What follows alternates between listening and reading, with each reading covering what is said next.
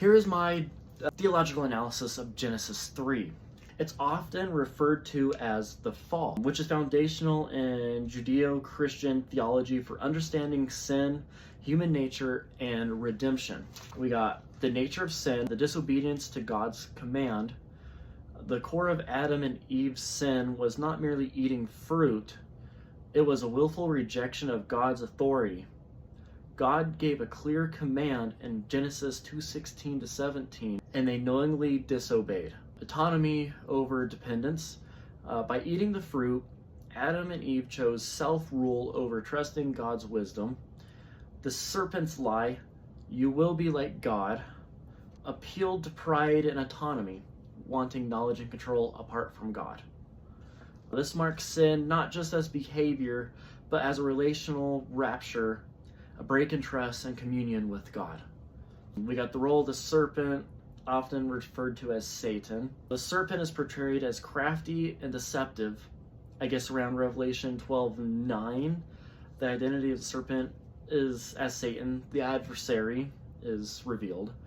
Temptation is subtle, often starting with questioning God's word.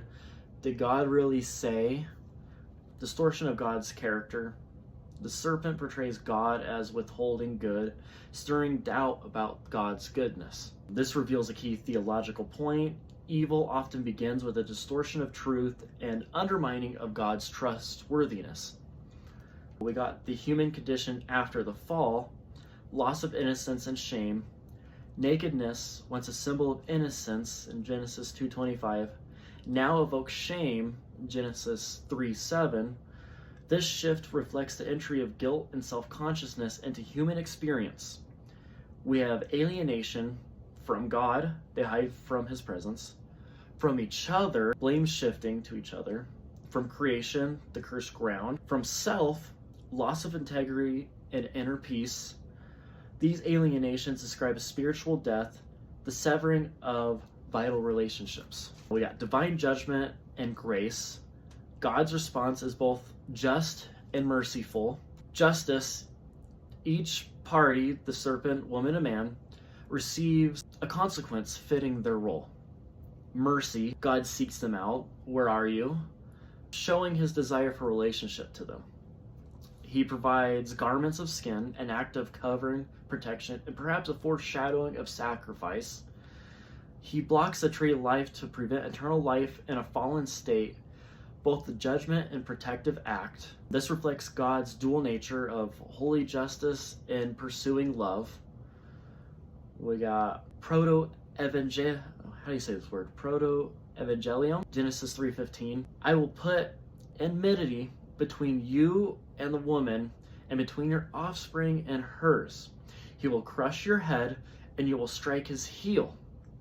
This verse is known as the proto-evangelium, considered the first hint of the coming Redeemer.